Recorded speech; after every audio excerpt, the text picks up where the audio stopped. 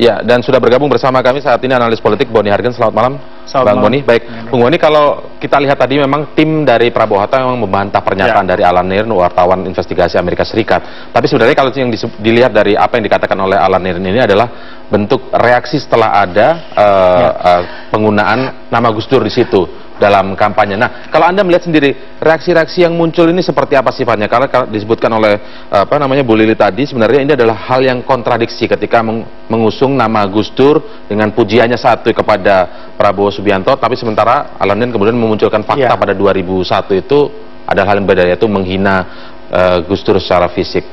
Apa yang Anda lihat? Saya kira Alan Nerin tidak mungkin bermain-main dengan menulis itu.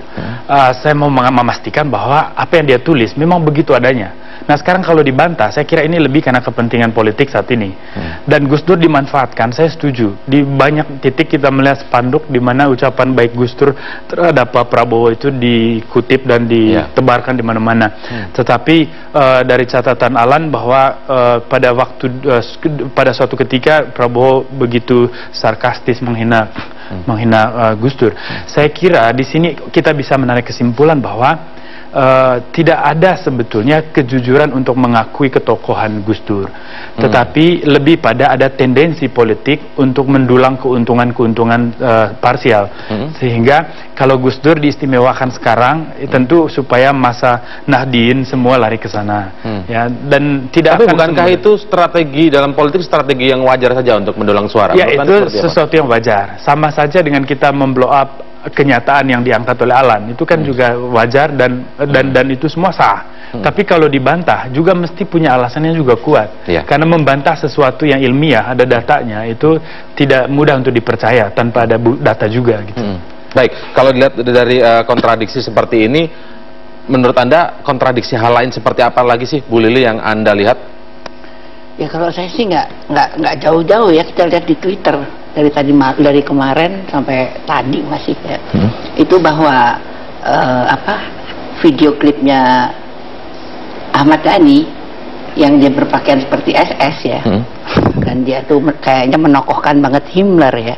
Itu sangat kontradiktif dengan isu demokrasi yang diusung oleh Prabowo sendiri. Dan kalau kita lihat sejarahnya Prabowo, kita jangan lihat sekarang gitu loh. Betul. Bahwa saya melihat ada pernyataan dari mantan dan Puspom Pak Samsu Jalal bahwa dia mengatakan hanya karena Prabowo itu menantu Presiden Soeharto, Pak Harto lah, makanya dia tidak dimahmilkan. Artinya saya sangat percaya pada Pak Samsu Jalal karena secara pribadi saya kenal baik, dan dia bukan orang yang asal bunyi gitu dia. Itu bukan orang asbun. Jadi melihatnya jangan hanya yang sekarang, tetapi isu-isu sebelumnya. Nah, itu kontradiksi ini kata yang tepat itu, Ibu ya. Saya setuju ini, karena memang kalau kita amati dalam berbagai dimensi kampanye politik ini muncul kontradiksi-kontradiksi. Misalnya ketika tim sukses termasuk juga kandidatnya sendiri dari nomor 1 bicara soal pemilu damai, bicara soal demokrasi, tetapi Pak Amin Rais bicara perang Badar dan melihat pemilu ini sebagai perang. Artinya kan dasar sentimennya itu adalah perang, itu bukan sebuah pertarungan gagasan. Nah, sama seperti misalnya si Ahmad Dhani memakai bajunya Heinrich Himmler.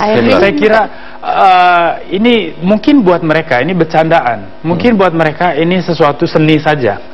Tetapi mereka lupa di negara asalnya ini sebuah perkara sejarah yang sangat serius. Kalau Anda ada di Jerman memakai pakaiannya Himmler, kamu akan ditangkap otomatis. Karena apa? Kamu dianggap ikut menghidupkan kembali semangat Nazi. Kamu dianggap menghidupkan lagi semangat Holocaust dan seterusnya. Nah, kemudian bagaimana mungkin ya mereka, Ahmad Dhani misalnya, kita bertanya kepada dia tentang apa itu demokrasi sebagai supremasi sipil, ketika simbol-simbol militer ini kemudian yang diangkat dan semangat militer itu yang ditonjolkan. Menariknya berita majalah Der Spiegel Jerman itu dia mengangkat dan memberi analisa juga bahwa keseluruhan kampanye politik Pak Prabowo ini memainkan estetika militer.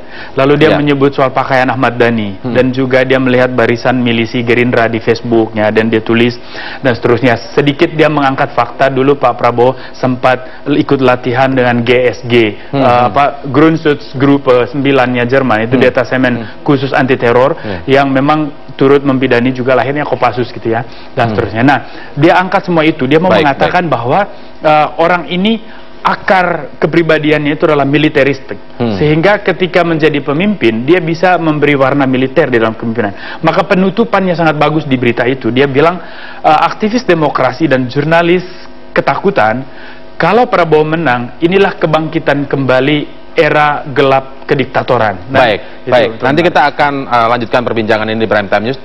Sementara kami juga informasikan kepada pemirsa, sampai saat ini tim redaksi kami juga masih meminta konfirmasi dan mengundang sebenarnya dari tim pemenangan Prabowo Hatta. Tetaplah bersama kami.